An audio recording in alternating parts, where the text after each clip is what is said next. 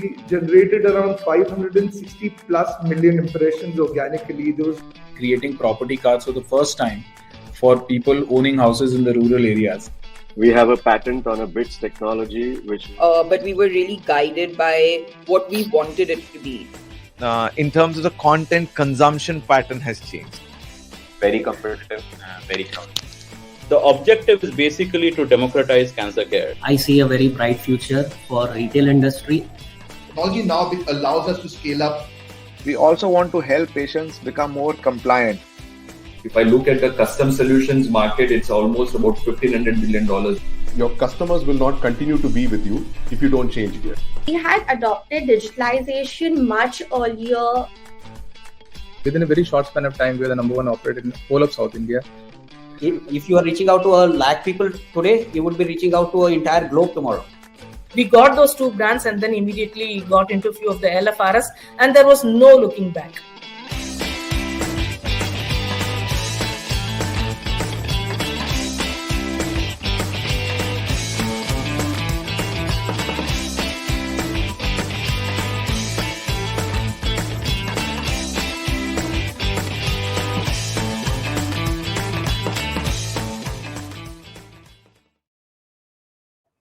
Hey, good morning, everybody, and welcome to the 29th episode of Ascent Talks.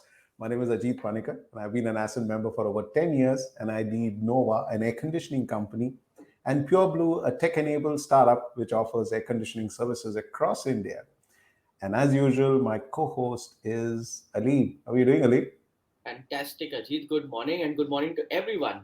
My name is Aleem. I run an advertising and marketing company called Synapse, and we're very, very happy to have you on this show today.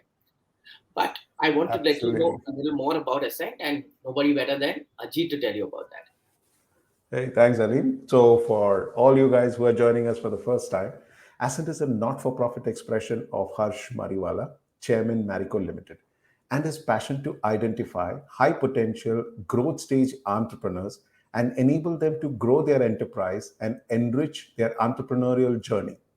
Launched in 2012, Ascent today empowers more than 850 entrepreneurs across India.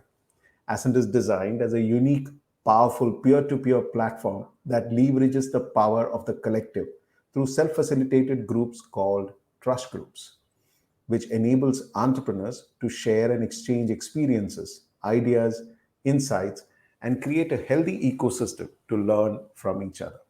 Ascent Talks is a weekly event which is held with Ascent members to learn about their interesting entrepreneurial journeys. So let's get in our guest today. Absolutely. Welcoming Nikunj Jhaveri, a BTech from IIT Bombay and a founder chairman of Systems Plus group of companies, which specializes in IT and ITS services.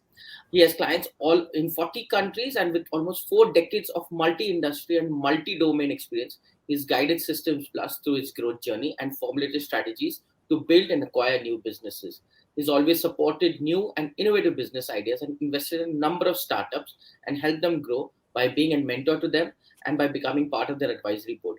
Giving back is a core value that he has, and he has successfully imbibed it within the ethos of the business he is part of. All these businesses distribute a fair share of their profits and to organizations working in various causes. So, Nikunj, welcome to the show, and I'm privileged and honored you were part of the earlier GC, and I think Ajit and I took over after that. So yes. It's great to have one of our early members in this talk show today. Thank you so much for having me. Nikunj, tell us about the business. While I did introduce, and I'm normally a very poor introducer of guests. We still give an opportunity for you guys to say it in your own words. Ajit has the nice standard way of talking about Ascent and all that. I always have this new challenge of introducing the guests. It's always very So this is a business which is now 36 years old. So I founded it while I was yet in IIT. And it was basically started as a software services business, not even service, more distribution business. And in those days, 36 years ago, there was the Osborns and the Apples and all. Not too many people knew about computers in those days. Luckily, I had access to something, and we started software training and writing and custom software kind of stuff. That's what has evolved now into a. So we have three lines of business primarily. There is one which is traditional software services. So you take a Infosys or a Wipro or a TCS. We do kind of work like them for outsourcing software services. We also have something which is called a managed captive business. So companies in the US or abroad or anywhere want to set up a IT services setup in India, but to do that on their own is a big pain, right? To have legal and HR and all that kind of stuff. So what we do is actually give them all the soft stuff which they need. So the legal side, we have the people on our payroll. They manage the delivery. We do all the accounting, the hiring, the space for them, etc., etc., is managed by us. So, and that's a cost plus model, which is actually something unique because you're getting lower costs and lower returns, but you're getting much longer contracts because people don't want to throw their own people out, right? And then the third business we have is a cloud business, which is with a joint venture in a company based in Scandinavia. So where we're doing cloud migration work on Amazon and stuff like that. So these are the three lines of business which we primarily have. Yeah. Amazing, Nikunj. Nikunj, I know you just said that you started this out of IIT, but you were serving on one customer, right? Just one customer. Tell us about that, where it was like, you were an independent entrepreneur, but you were with just one customer. And how did you take that transformation from one customer? And how was it? Some 95% or 92% of your business was one customer. Yeah, so that was that was when it was. So we started with multiple customers, but then in the middle, suddenly Pepsi came our way. Okay, so it wasn't even Pepsi; it was Frito-Lay in India. Now, when Frito-Lay was that time only a $5 million business in India. Right now, it's over $1 billion business. But so when they came our way and then they wanted to do something, I said, okay, great, you start working with them. And once we started doing something with them in India, they said, hey, this is great, yeah, this works. So the CIO, the Chief Information Officer for Asia, was down and he said, can you help me in China? I said, yeah, sure. Can you help me in Thailand? Yeah, sure. And that's how it started. Everybody started saying, hey, here's this guy who seems to know how to deliver affordable solutions for us. Why can't we use him everywhere? So soon, without me knowing it, I was in about 7 or 8 countries within Asia. Once that happened, people started getting to know this is working.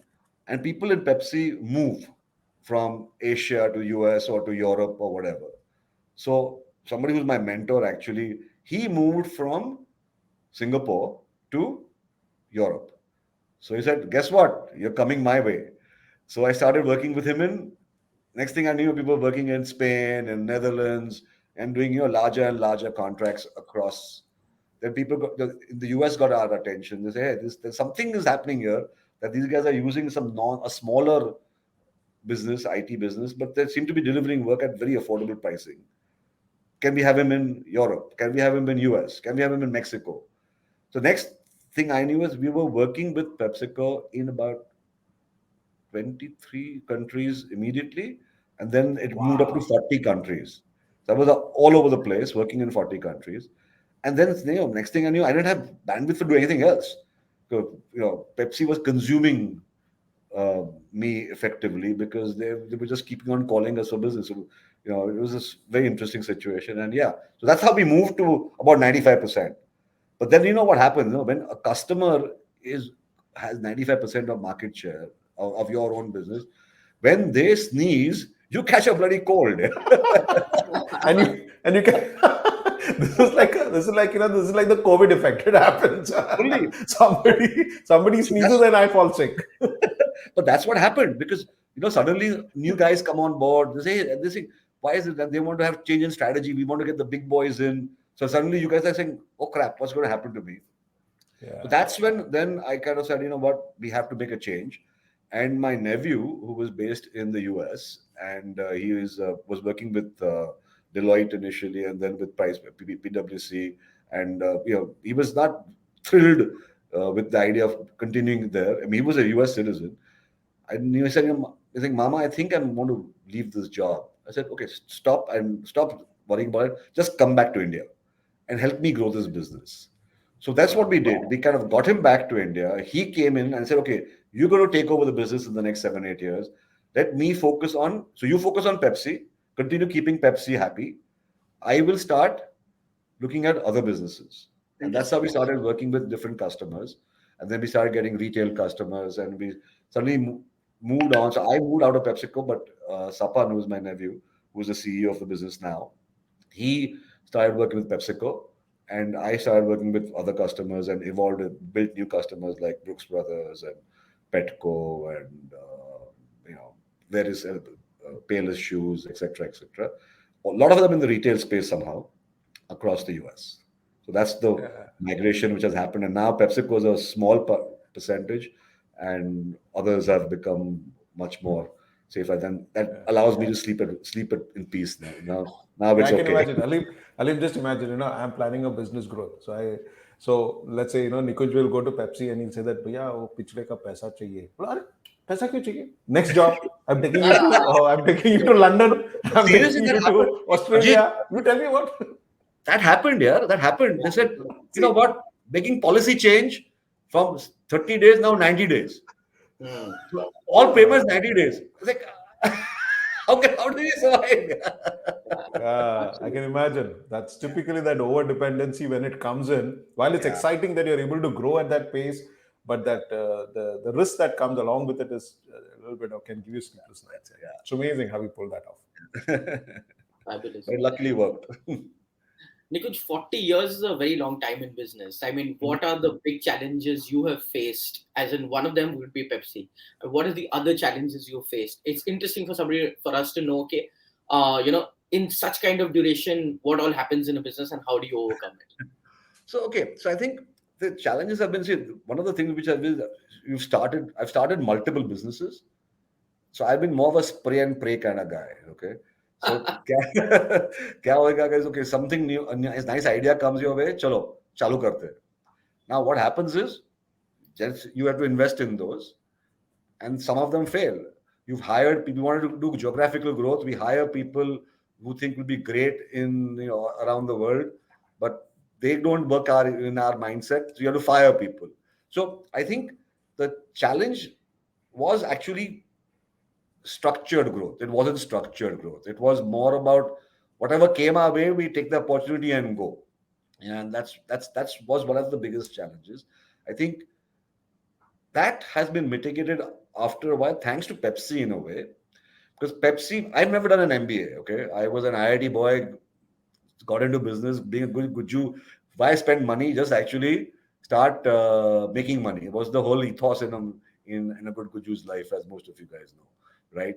So what I said was, through Pepsi, I actually got my MBA.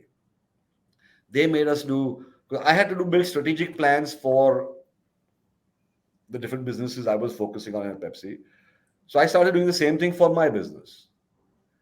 So, started building a 5-year strat plan, building an annual operating plan. So where do we want to go?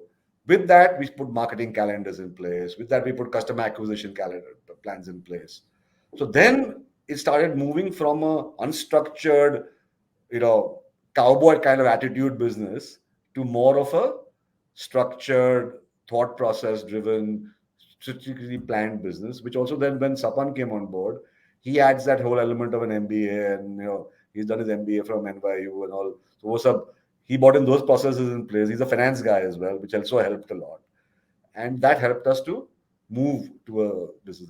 So that was one big challenge. I think the other big challenge, as Alim would have been, and it continues being, is people. Getting, in technology, people has been the biggest challenges. And one of the things which we've done and has luckily worked for us, I yet have people working with me for the last 30 years. And some of them are, 35 years also in play. Was we always treated people like family, and we continue treating people like family. So like even today, with about 600, 700 people in the business, I yet call every single person on their birthdays and wish them. Wow. Now, it's a very small thing, but that matters a lot. In fact, now it becomes embarrassing saying, I was waiting for your call or you didn't call. But I think, so, and like simple things like, we said we will not use roll numbers. We will not have an employee number because we want to know everybody by their name.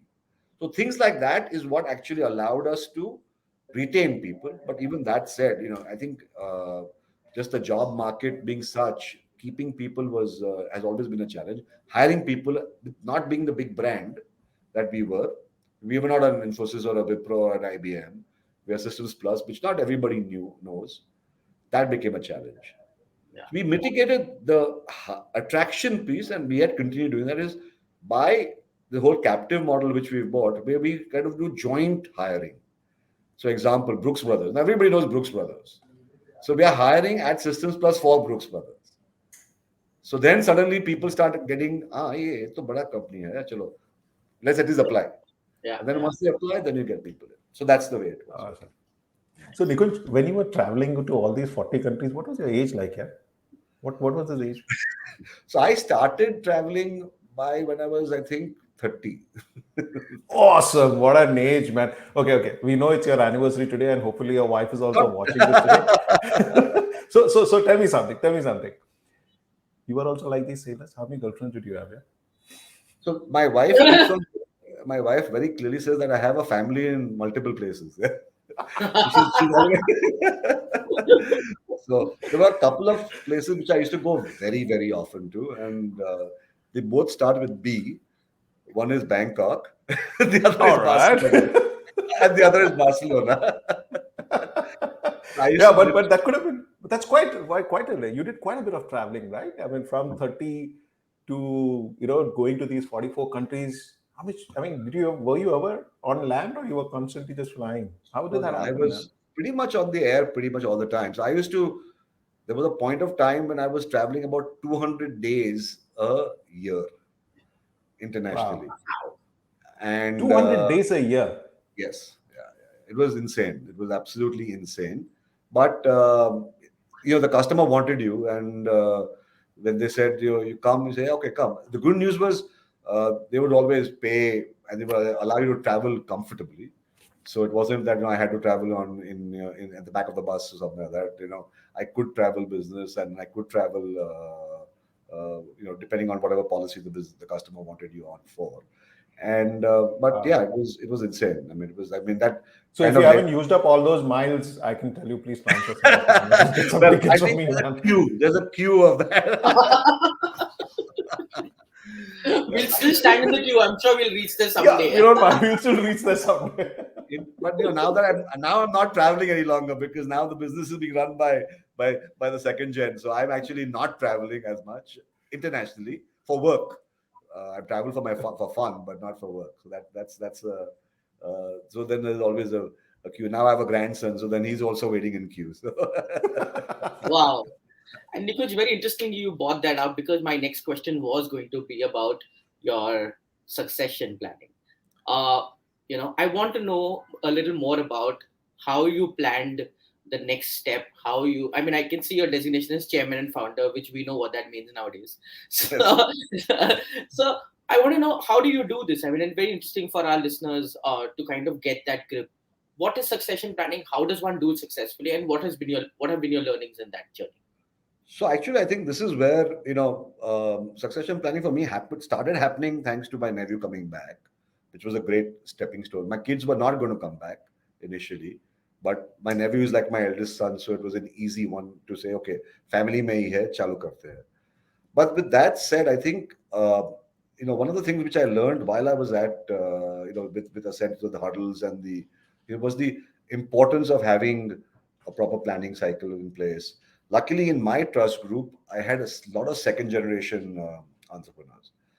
And I think also with my travel and my extensive travel, I was kind of burnt out to some extent of just continuously being on the road. And I needed somebody else to start saying, Abhi chalu karo. And I was telling Ajit, when I met him casually one day, that I actually had a midlife crisis at 42. You that typical, saying, bas bat ho gaya, I'm done.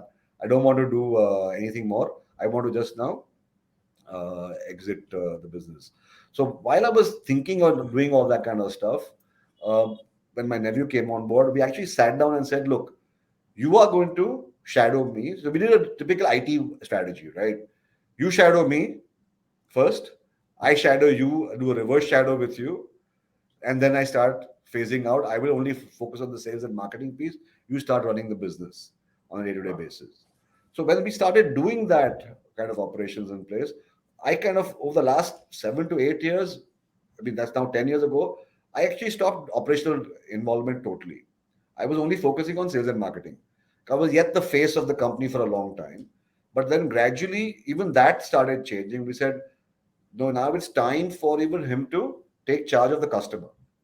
And thanks to COVID, actually, COVID came our way, and he was a US citizen. He could travel. I couldn't. It became very easy. Sapan will come. Sapan will come. Sapan will come. I don't have to go anywhere. And then that became an easy way to say, you know what, I'm done. So we did that. Of course, another big thing which we did as a family was we put up very quickly put a family constitution in place.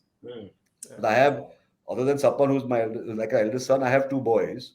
So, and all of them were in the business for a period of time. My elder one has now moved on, but my younger one is now part of the business as well. So to make sure that how it works, what rights does anybody have, where do I interfere, where I don't interfere. So like certain investment decisions, etc. Then I need to be consulted. So we did all that, and this was thanks to actually the learnings from Ascent, because I would not have even figured this out if it hadn't been for the conclave, it hadn't been for the chats which I had with a bunch of others on putting this in place. So yeah, so succession plan has been, for me, very useful. Ascent has been great for me there. And the big learnings are, you have to start doing it much earlier, and the conscious decision has to come from you. The biggest issue is the kids can't ask for it. The patriarch or the founder has to decide that he wants to plan that, and it has to be done while he's alive or she's alive. Yeah. And she's actually active in the business when they can say, this is what I want to do, and I can then move on. Another big thing which made a difference for me was I found another passion. Yeah, I think you should talk through us, because I just wanted to actually bring that up with you should just spend some little time and tell us about that other passion that. So that passion for me, so when I had a midlife crisis, I started saying, "Chalo, abhi paisa to bana diya. Time to start giving back." So when I started, passion बोल रहे थे, वैसे तो क्या passion है ये? इतना about this passion. Boss, you didn't hear his passion. His passion is very simple. कि पैसा बना लिया, I have to give back. भैया, whoever is watching, अपना bank account डालो, direct transfer होने वाला है. I am PMing in my bank account as we speak.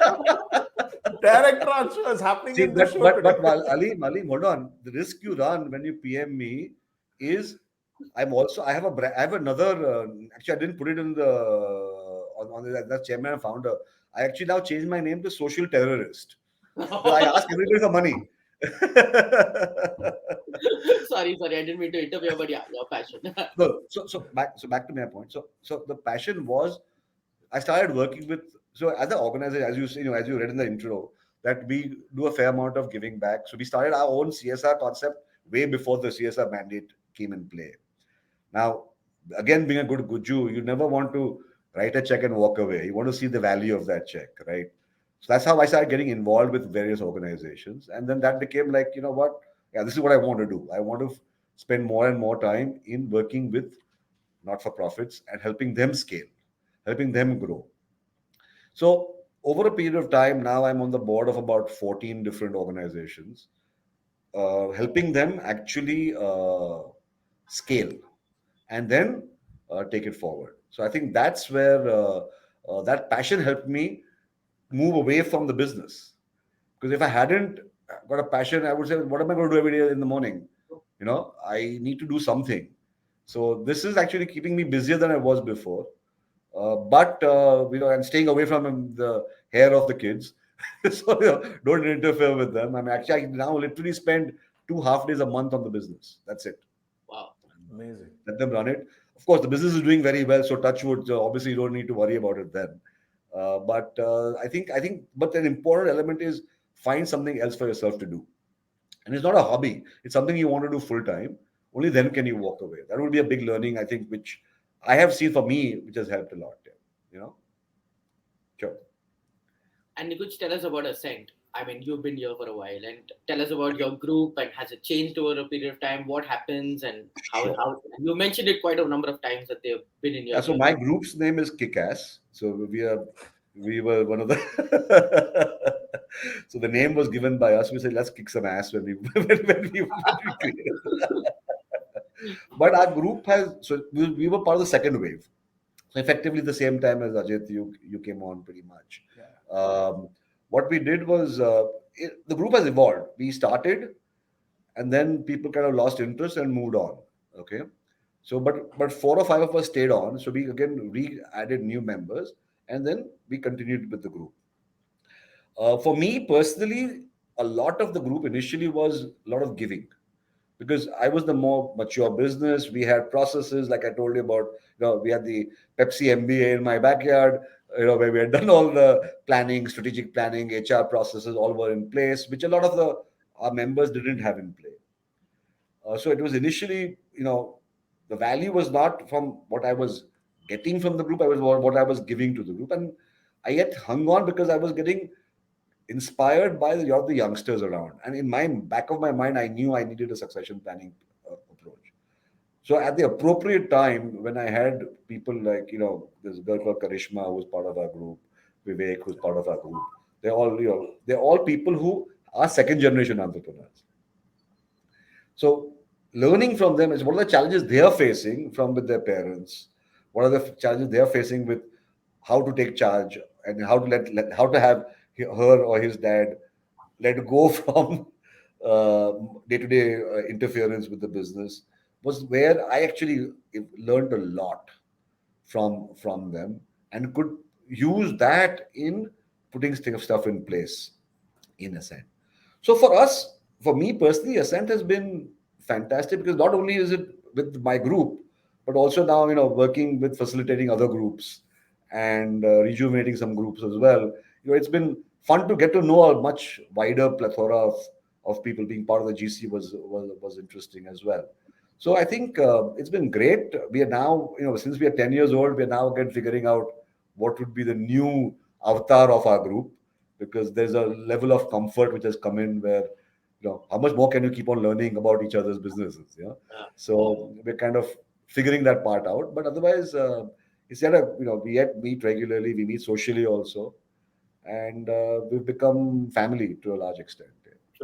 Yeah, that's how it goes. Always it goes that way. And it doesn't take much time to reinvent yourself, because you just know each other and the purpose is so clear. Exactly.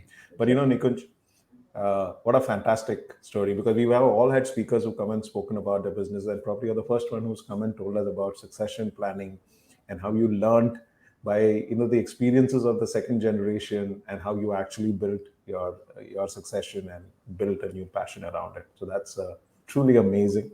And it's been fantastic hearing you out today, Nikunj. Thank you so much for being on our show today. Thank you so much, guys. Much appreciated. Thank you for having me. Thanks a lot. Thank you so much. Cheers. Wow, that was good, man. There was some serious stuff here, but it was good. But yeah, actually, we always end up talking about the business, but we never had anybody who actually said that, listen, I've done well, and I'm actually building it for the next generation, and let them go to do it. So I like the way he said it so fluidly. He didn't make it sound like, oh, it was cumbersome. He did it very fluidly. I think it takes a lot of maturity to do it the way he did it. Absolutely. I think it was very interesting. I loved it. All right, guys. So we are towards the end of the show. We're just into our 30 minutes. So if you like these shows, do share it. It's a great conversation. We have had a lot of people who say that, listen, I always take this live shows of yours, and the recordings are always there, and I forward it to my friends as a conversation starter. So please go ahead and do it. It's nice just sharing this among the entrepreneurial friends of yours. And but if you are an entrepreneur who is growth ready and who want to actually be part of the Ascent cohort, then get to ascentfoundation.in and put an application. The Ascent team is going to get in touch with you. They're going to evaluate you. And if you're truly growth ready, then we'll be happy to have you as part of our cohort. So thank you so much for being with us today. This has been our 29th episode, and we got a speaker on his anniversary who was very upfront to tell us at the age of 30, he traveled to 44 countries. And I'm sure his wife is watching him today. So let's ruffle a few feathers, yeah. All right, guys. Thank you so much. Thanks, Ali. So, Okay, guys. yeah, please go ahead. So thanks a lot, guys, and see you next Friday, 11 o'clock, with a new story. Thanks a lot. Bye bye. See you. Have a great weekend.